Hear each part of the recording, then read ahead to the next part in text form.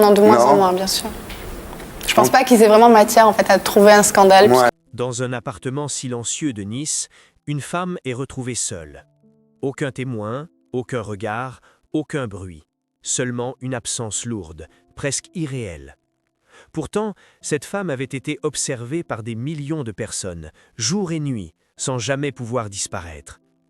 Comment une vie exposée à ce point a-t-elle pu se terminer dans un tel vide ? Était-ce une simple tragédie personnelle ou le résultat d'un mécanisme beaucoup plus vaste, plus insidieux ? Loana Petrucchiani n'était pas une inconnue.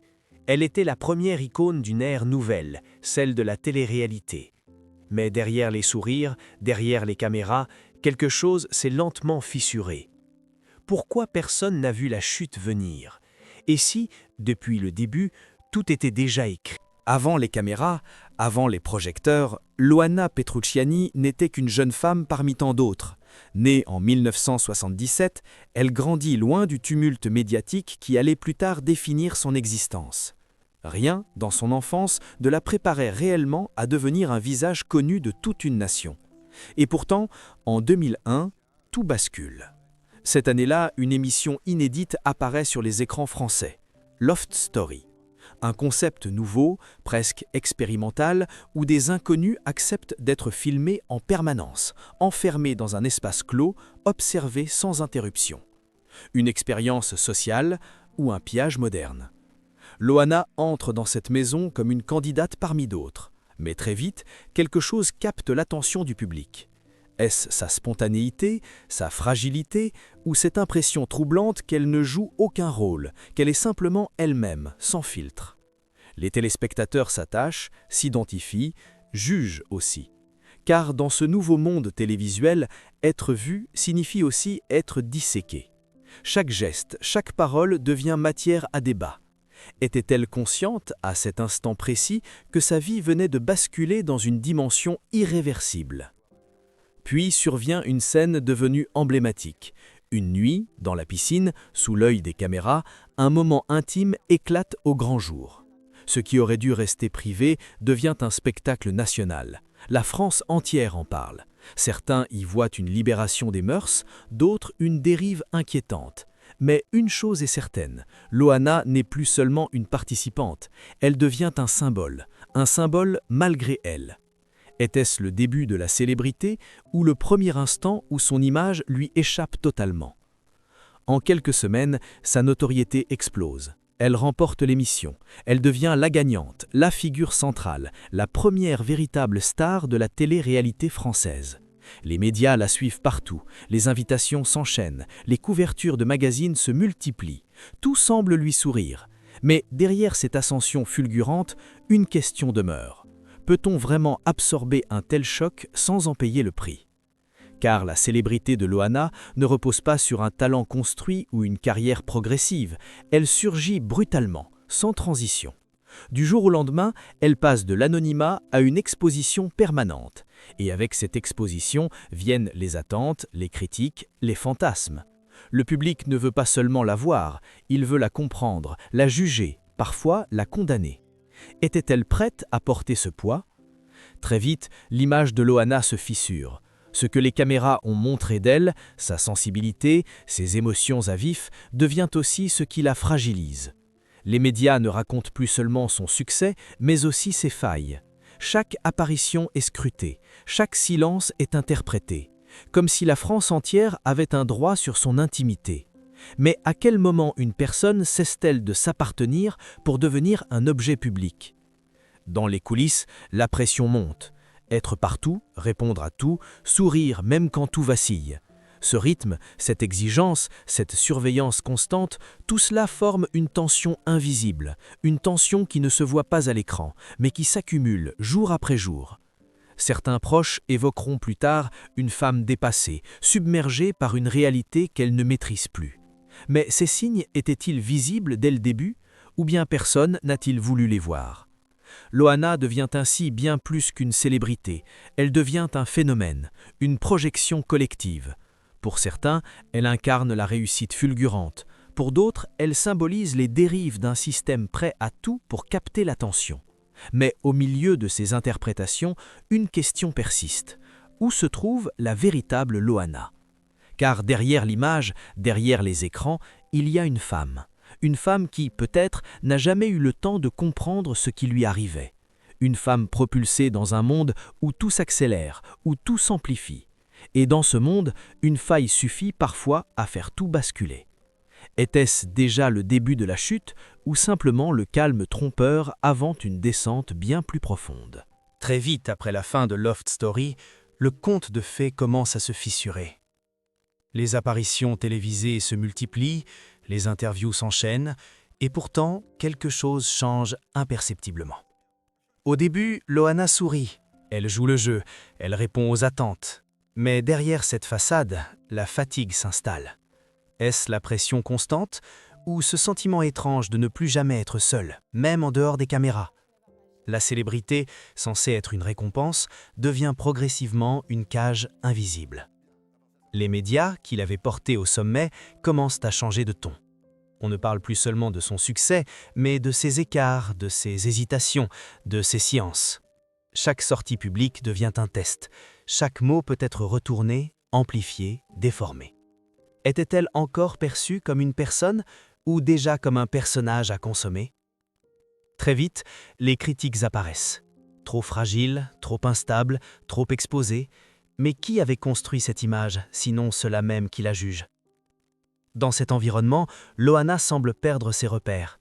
Les témoignages évoquent une femme de plus en plus isolée, malgré l'omniprésence des regards. Elle est entourée, mais profondément seule. Comment expliquer cette solitude au cœur de la foule?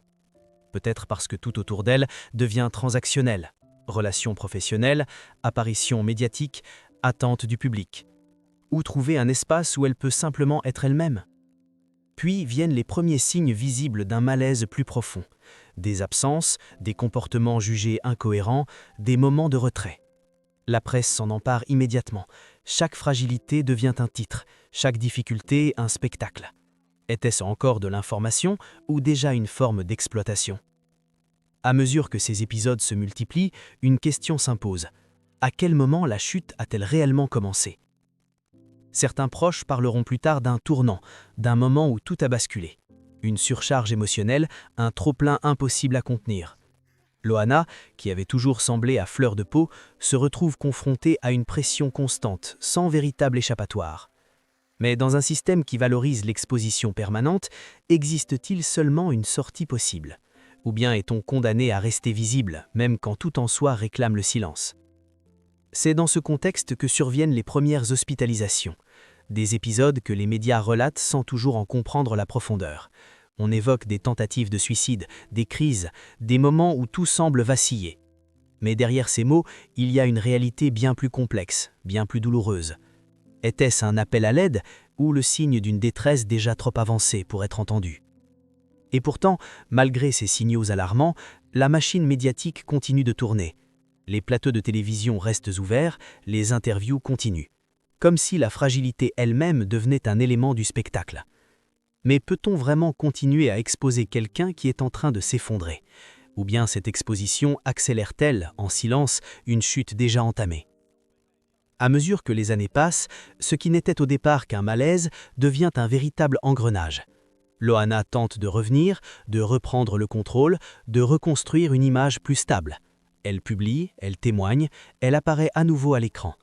Mais chaque retour semble fragile, presque précaire, comme si quelque chose résistait en profondeur. Peut-on réellement se réinventer lorsque le passé reste constamment exposé, commenté, ravivé par les médias? Autour d'elle, les relations deviennent de plus en plus troubles. Certains proches évoquent des personnes opportunistes, attirées par sa notoriété, par ce qu'il reste de son image. D'autres parlent de liens toxiques, de dépendances affectives, de situations où Loana semble perdre peu à peu son autonomie. Mais qui étaient réellement ces individus gravitant autour d'elle? Des soutiens maladroits ou des influences destructrices? Et surtout, pourquoi semble-t-elle incapable de s'en détacher?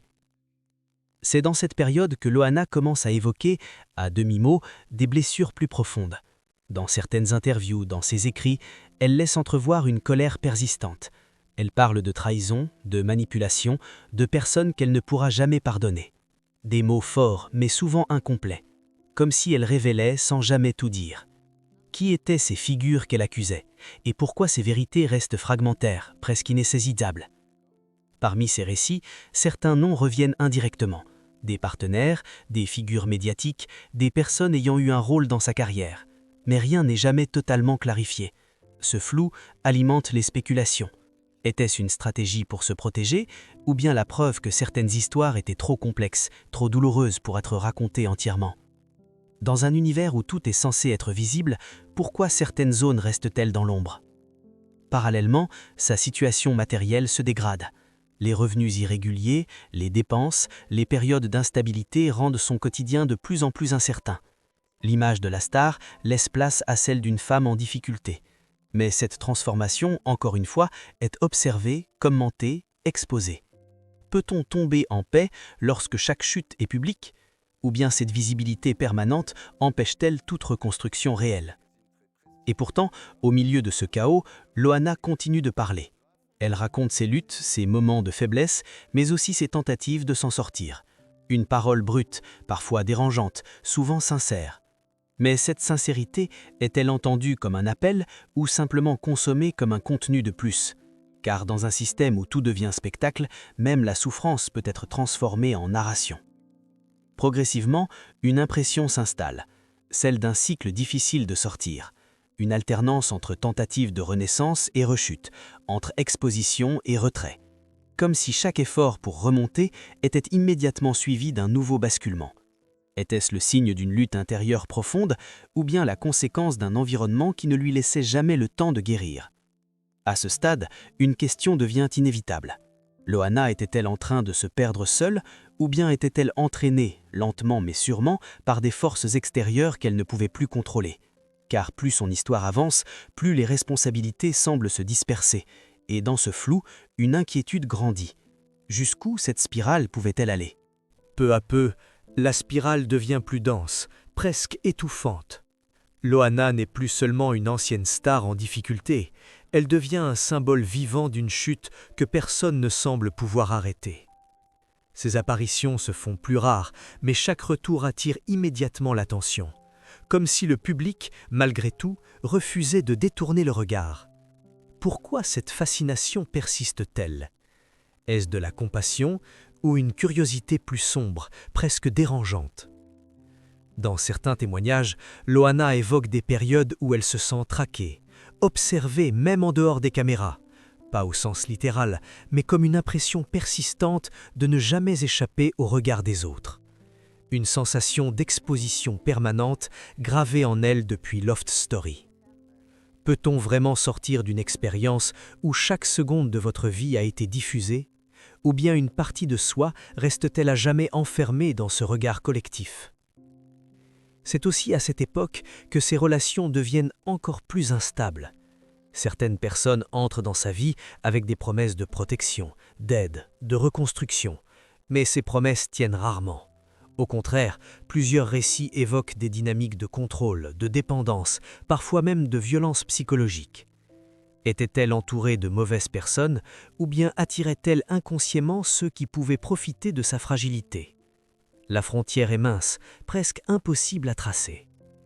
Dans ce climat, Loana parle parfois d'un épuisement profond, pas seulement physique, mais émotionnel. Une fatigue d'exister sous le regard des autres, de devoir constamment expliquer, justifier, prouver. Elle décrit des moments où tout semble s'effondrer intérieurement, sans raison apparente, comme si quelque chose, invisible mais omniprésent, pesait sur elle. Certains y voient une dépression sévère, d'autres évoquent une forme de vide antérieur. Mais comment nommer une souffrance que même la personne concernée peine à définir? Un élément revient souvent dans ces prises de parole, le sentiment d'avoir été utilisé. Utilisé par les médias, par certaines relations, par un système qui l'a d'abord élevée avant de la laisser tomber. Mais cette perception est-elle objective ou le résultat d'une accumulation de traumatismes? Et surtout, si elle est réelle, pourquoi personne n'est-il intervenu plus tôt? C'est également dans cette période que Loana commence à écrire, à raconter sa propre version des faits.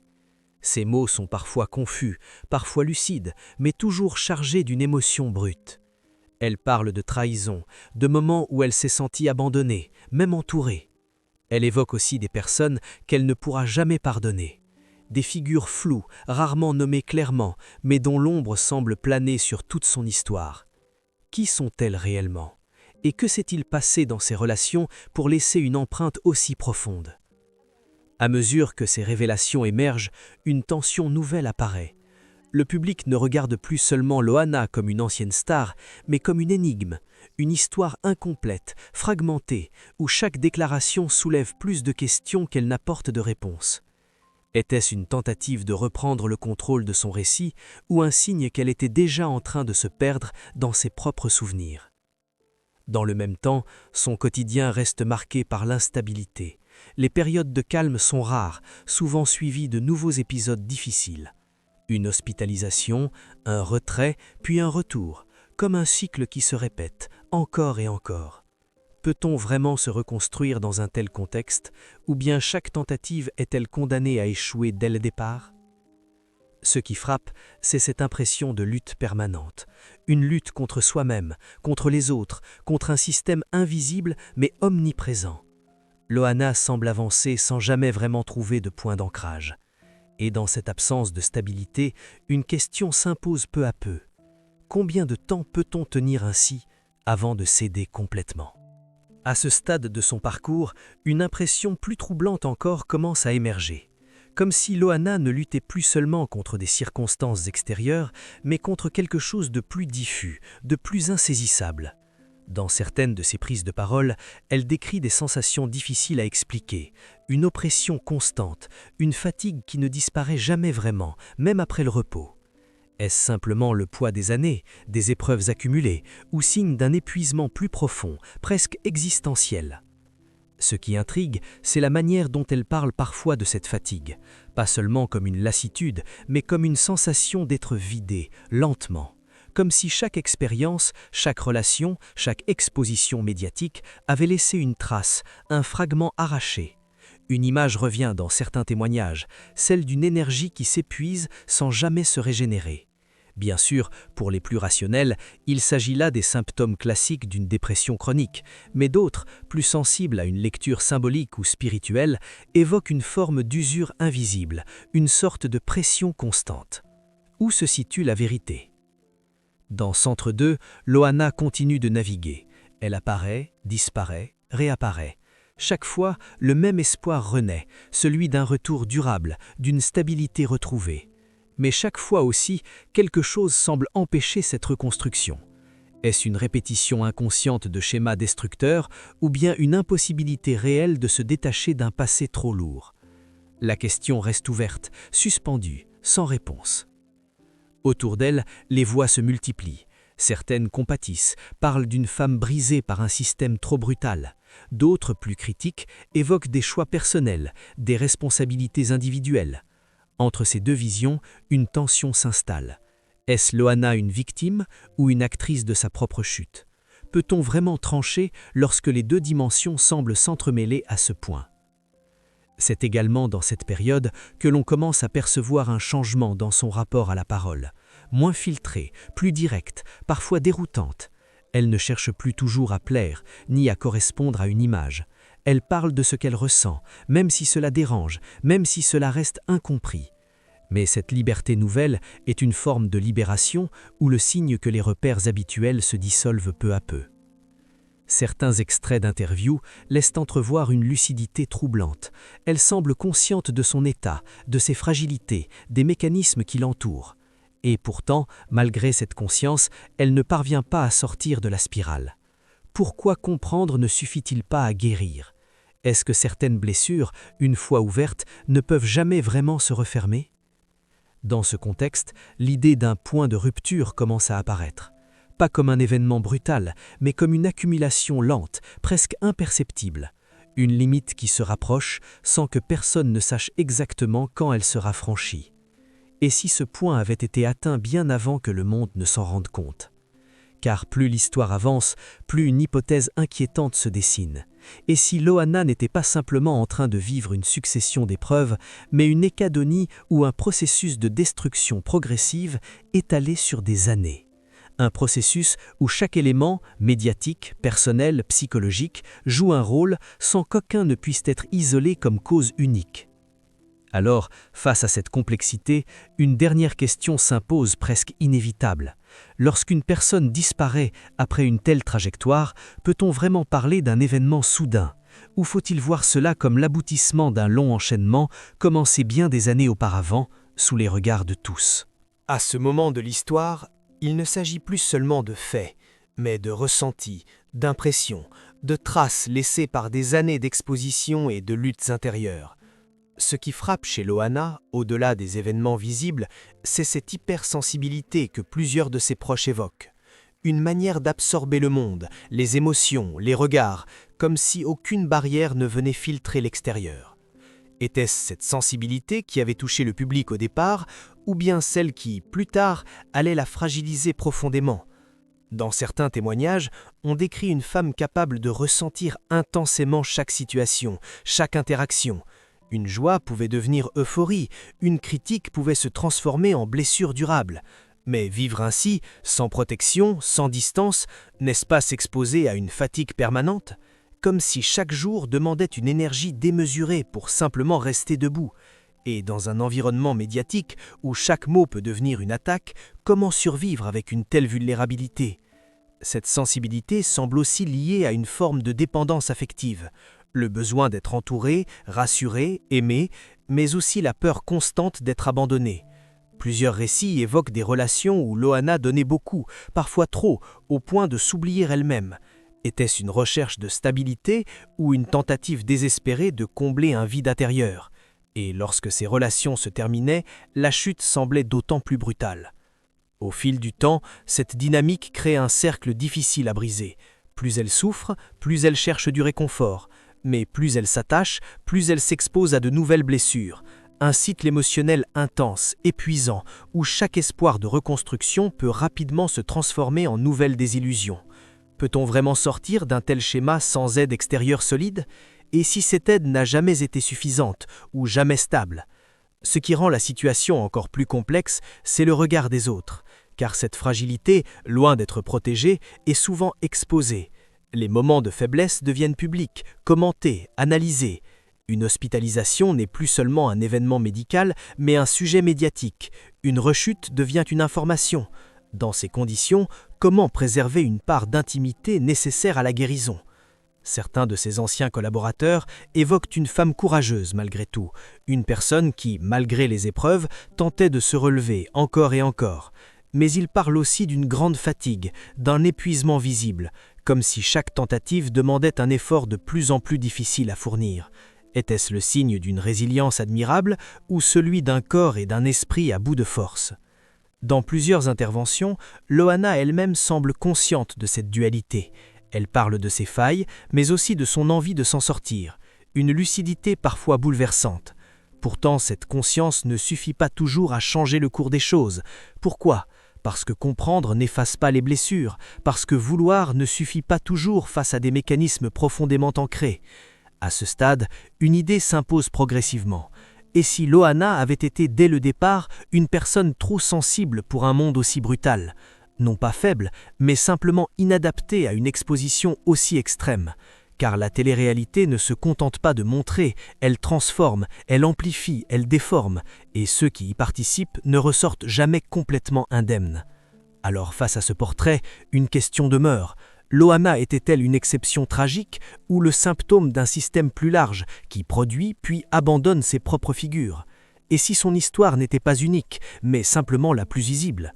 Au-delà de son propre ressenti, ce sont aussi les regards extérieurs qui dessinent un portrait encore plus troublant.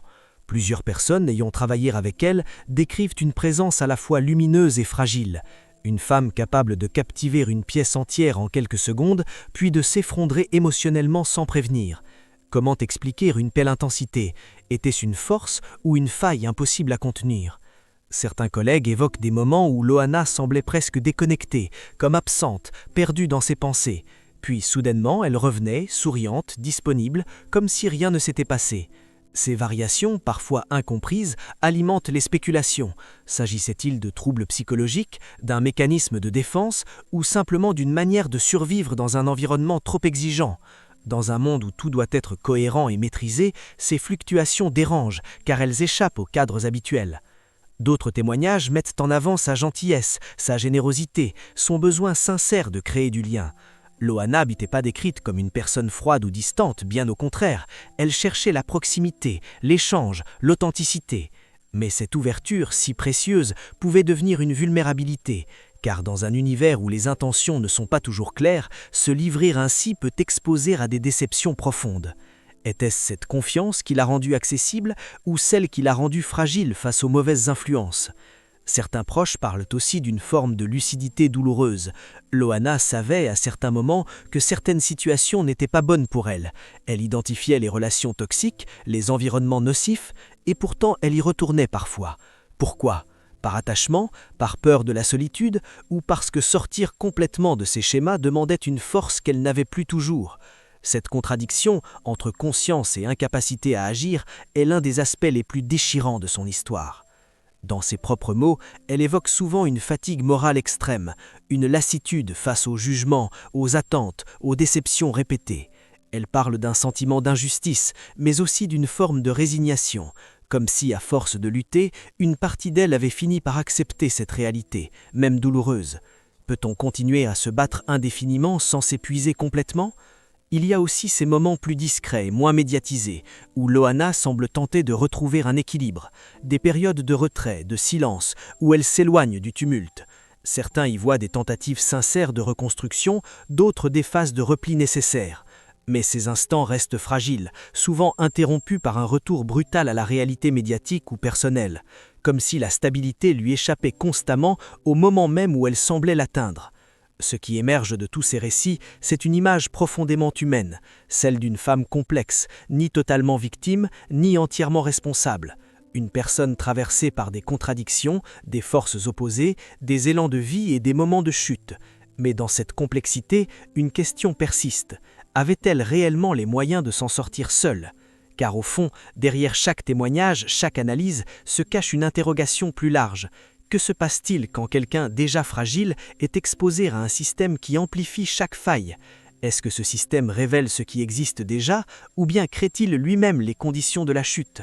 Et alors que cette question reste suspendue, une autre encore plus grave commence à s'imposer. Et si tout cela n'était pas simplement une succession de difficultés, mais un chemin inévitable vers un point de non-retour ? À ce stade, il ne reste plus seulement une histoire, mais une série de questions sans réponse claire. Lorsque la nouvelle de la disparition de Loana commence à circuler, le choc est immédiat. Une femme autrefois omniprésente, scrutée, commentée, semble s'éteindre dans un silence presque total. Mais très vite, au-delà de l'émotion, les hypothèses émergent, car lorsqu'une trajectoire aussi complexe s'achève, le besoin de comprendre devient inévitable. Était-ce une fin prévisible ou un événement que personne n'avait réellement anticipé ? La première hypothèse avancée reste la plus rationnelle, celle d'une dégradation progressive de la santé, à la fois physique et psychologique. Des années de fragilité, d'instabilité, de souffrance accumulée. Une fatigue extrême, répétée, jamais complètement résolue. Dans cette lecture, il n'y a pas de mystère, seulement une conséquence logique. Mais peut-on vraiment résumer une vie aussi intense à une simple usure ? Ou bien cette explication, trop linéaire, évite-t-elle d'explorer des zones plus dérangeantes ? D'autres voix évoquent un enchaînement de facteurs. Pas une cause unique, mais une combinaison. Pression médiatique, relations toxiques, isolement émotionnel, difficultés financières. Un ensemble d'éléments qui, pris séparément, pourraient être surmontés, mais qui ensemble créent un poids écrasant. Cette vision, plus nuancée, semble plus proche de la réalité. Pourtant, elle laisse une question essentielle en suspens. Si les signaux étaient si nombreux, pourquoi n'ont-ils pas été entendus à temps ? Certains, plus critiques envers le système, pointent directement la responsabilité de l'environnement médiatique. Selon eux, Loana n'a pas seulement été fragilisée, elle a été exposée, exploitée, puis progressivement oubliée. Une montée fulgurante, suivie d'une chute lente, sous les regards d'un public qui, parfois, consomme la détresse comme un spectacle. Dans cette perspective, la question change de nature. Il ne s'agit plus seulement de comprendre ce qui lui est arrivé, mais de se demander qui a laissé cela arriver. À côté de ces analyses rationnelles, d'autres interprétations apparaissent, plus subjectives, parfois controversées. Certains évoquent une forme d'épuisement énergétique, une sensation d'avoir été vidé, lentement, au fil des années. Non pas dans un sens strictement médical, mais comme une perception, une manière de décrire une fatigue qui dépasse les mots. Ces discours, souvent critiqués, témoignent néanmoins d'un besoin de donner un sens à une trajectoire difficile à expliquer autrement. Mais ces ressentis traduisent-ils une réalité ou simplement l'incapacité à accepter une fin aussi brutale? Une autre question, plus troublante encore, revient souvent. Loana avait-elle, d'une certaine manière, anticipé ce qui allait arriver? Certaines de ses déclarations passées, certaines phrases évoquant un sentiment d'enfermement, de perte de contrôle, sont aujourd'hui relues sous un autre angle. Étaient-ce des avertissements, des appels à l'aide, ou bien des interprétations reconstruites après coup, influencées par l'issue de son histoire? Les sceptiques, eux, adoptent une position différente. Ils rappellent que Loana n'était pas la seule à vivre des difficultés, que d'autres personnalités issues de la télé-réalité ont traversé des périodes similaires sans connaître une telle fin. Pour eux, il est dangereux de chercher des causes externes systématiques. Chaque individu porte aussi sa part de responsabilité, ses choix, ses décisions. Mais cette lecture, bien que rationnelle, ne répond pas entièrement à la complexité du cas Loana. Peut-on vraiment isoler l'individu de son environnement, surtout lorsque cet environnement est aussi envahissant? Au fond, aucune de ces hypothèses ne suffit à elle seule. Chacune éclaire une partie de la réalité, mais aucune ne la capture entièrement. Et c'est peut-être là que réside le véritable malaise. L'impossibilité de conclure, l'incapacité à désigner une cause unique, claire, rassurante. Comme si la vérité, dans cette histoire, était fragmentée, dispersée entre plusieurs dimensions. Alors, face à ce puzzle incomplet, une dernière interrogation demeure. Cherchons-nous vraiment à comprendre ou simplement à donner un sens à une perte qui, par nature, nous échappe? Car parfois, l'absence de réponse est elle-même une forme de réponse. Une invitation à regarder au-delà des faits, à questionner les systèmes, les regards, les silences. Et si finalement, la véritable question n'était pas « comment Loana est-elle partie ?», mais « comment en est-elle arrivée là, sous les yeux de tous ?» Au terme de cette trajectoire, une image persiste, presque impossible à effacer. Celle d'une femme ayant traversé la lumière la plus intense pour finir engloutie dans une obscurité silencieuse. Loana Petrucciani n'a pas seulement vécu une ascension et une chute, elle a incarné, à elle seule, une époque, un tournant, une expérience collective dont les conséquences dépassent largement son histoire personnelle. Mais que reste-t-il au fond, derrière les images, derrière les récits, derrière les hypothèses? Son parcours semble suivre une ligne invisible, celle d'un équilibre fragile entre visibilité et disparition. Au début, tout est exposé, partagé, amplifié. Puis, progressivement, les silences prennent le dessus. Les apparitions deviennent rares, les mots plus lourds, les regards plus distants. Comme si, lentement, elle glissait hors du cadre, sans que personne ne sache vraiment comment la retenir. Était-ce une fuite ou une forme d'effacement imposée par les circonstances? Ce qui rend cette histoire si troublante, c'est qu'elle ne propose pas de conclusion claire.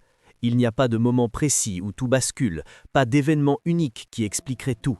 Seulement une succession de fragments, d'indices, de signes parfois ignorés, parfois mal compris. Et dans cette accumulation, une réalité se dessine. Certaines chutes ne sont pas spectaculaires. Elles sont lentes, discrètes, presque invisibles, jusqu'au moment où il est trop tard. Mais au-delà du destin individuel, une question plus large s'impose. Que dit cette histoire de notre société, de notre rapport à la célébrité, à l'exposition, à la vulnérabilité? Nous créons des figures, nous les élevons, nous les regardons, parfois avec admiration, parfois avec jugement. Mais que faisons-nous lorsqu'elles vacillent? Sommes-nous spectateurs ou acteurs silencieux d'un système qui ne laisse que peu de place à la fragilité? Loana, dans toute sa complexité, nous confronte à ces contradictions. Elle n'était pas parfaite ni irréprochable, Elle a fait des choix, parfois discutables, parfois incompris, mais elle a été aussi prise dans un mouvement qui la dépassait largement. Un mouvement où l'individu devient une image et où cette image finit par échapper à son propre contrôle. Peut-on vraiment rester intact dans un tel processus ? Son histoire laisse aussi entrevoir une autre réalité, plus intime, celle d'une femme qui, malgré tout, a continué à chercher une forme de paix. À travers ses mots, ses silences, ses tentatives de retrait, il y a toujours cette quête, presque invisible, de stabilité, de compréhension, peut-être même de pardon.